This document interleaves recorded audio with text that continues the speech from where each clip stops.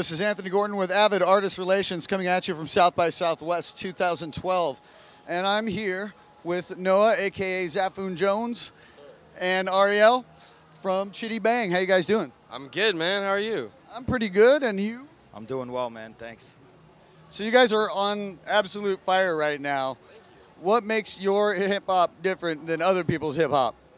Man, I think with this record, we got to expand. We got to do stuff that we've never done before. We got to bring in string sections, and we got to have grand pianos, and we got to have choirs, and just like kind of take it to a level in terms of production, which is what I handle.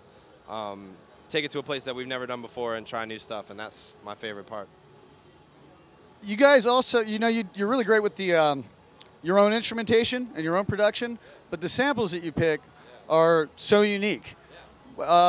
Where do you get your inspiration to be digging for the kind of samples you go for? I'm like a traditional dude, and I grew up on all the digging in the crate stuff. But with this project, it was really important for me to kind of draw from less traditional stuff. And so on the album, we sampled like Victor Wooten, who's like a jazz bass player, mixed that one with Ariel, and sample this band Walk the Moon, who are like an indie rock band from Ohio. Just kind of go out of traditional lanes and try and just make textures that are really new and really different and don't sound familiar in hip-hop at all. Yeah. You know, one of your favorite songs of mine is, it's got a sample from Yele, who's like a French pop star. That was my ringtone for a year. Oh, nice. I first heard that, I'm like, Yele, that wasn't even a hit in America. Yeah, exactly. Well, I just heard that whistle, and it sounded like something like Timbaland would do, so I was like, all right, loop it up, chop it up, and it's good, man. Like, we definitely got kind of put in a box early on about drawing from big indie acts, but with the album, we left all the big names out of it and just had a lot of fun with it, and you know, and had a lot of great time mixing it, and it was just amazing. So tell me a little bit about the mixing process and about the studio you work at, Stadium Red. Stadium Red is located up in Harlem, New York. We have an awesome team up there. Myself, producer Omen, Just Blaze. We just have a great team up there, man, and it's a lot of creativity up there. As far as production, mixing, there's always ideas flowing, and it's, you know, it's definitely a unique studio where people are coming there more for the people than actually for the studio, even though the studio is beautiful. And it's actually, the history is it was once owned by Ornette Coleman, so there's a lot of history there as well, jazz-wise. And probably some drugs in the couch. I can't talk about that. How long have you been using Pro Tools? Holy cow. I started using Pro Tools in 1997 when I worked for Puffy. And I think we were one of the first, his second album was probably one of the first albums to go strictly Pro Tools, where we were actually using 2-inch tape as a backup. Wow. Yeah. Legend status right here. Legend status. Dude's made some records in New York is what we're getting at here. So have you done South by before? This is actually our third South by. Even though we're very young and fresh in the game, this is our third time. Luckily, it's not as hectic. The first two times that we did the thing where you just run around and do like 5 showcases a day, but this time we're just here for the MTV festival we did yesterday. And then we got, I think today we're playing inside a giant Doritos vending machine at midnight. At midnight, yeah, we're going to be there, so it's going to be nice. Yeah.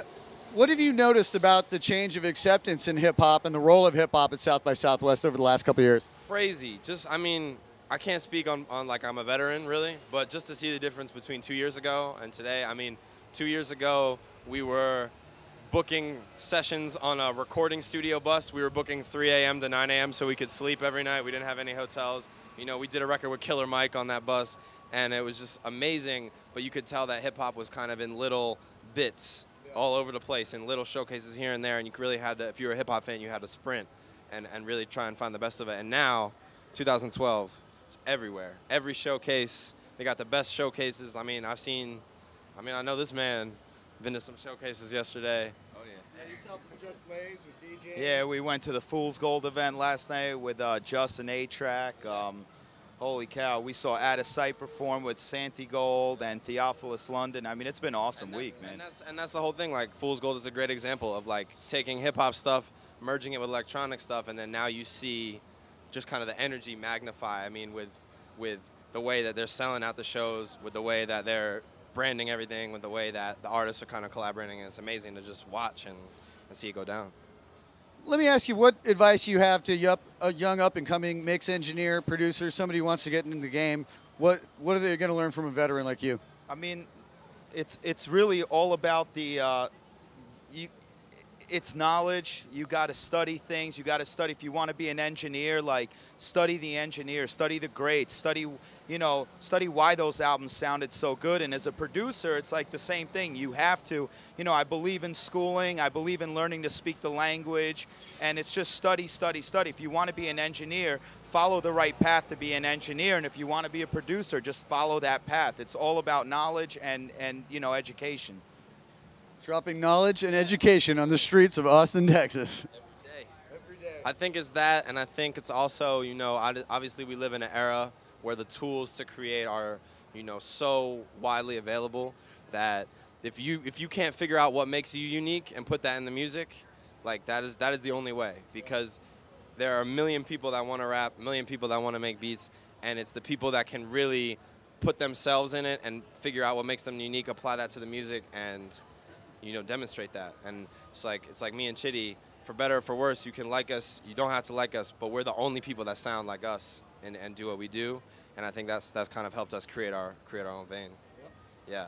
But also, like he said, pay attention to the classics, because we'd be in the mixing room, and he would be like playing me new records, and I'd be like, man, this snare slaps, and then he'd be like, you think this snare slaps, and he'd pull out like a Tribe record and crank it all the way, and I'd be like, just sit there and kind of let it wash over us and try and be like, oh man, they put the kick right here and the frequency, they put the snare over here, and just, knowledge and time and patience. And plus, when you're doing that kind of stuff, it's like, when you're in a mixing process for 12 hours, just every couple minutes throwing a different record just to get the inspiration is just, it's awesome, especially when the records sound as good as they do. Nice. Well, thank you guys so much for taking the time to speak with us. Good luck with the record. Good luck at South by Southwest. Keep checking us out on Twitter at Avid, at Pro Tools AR Man. We'll have more coming at you from South by Southwest 2012.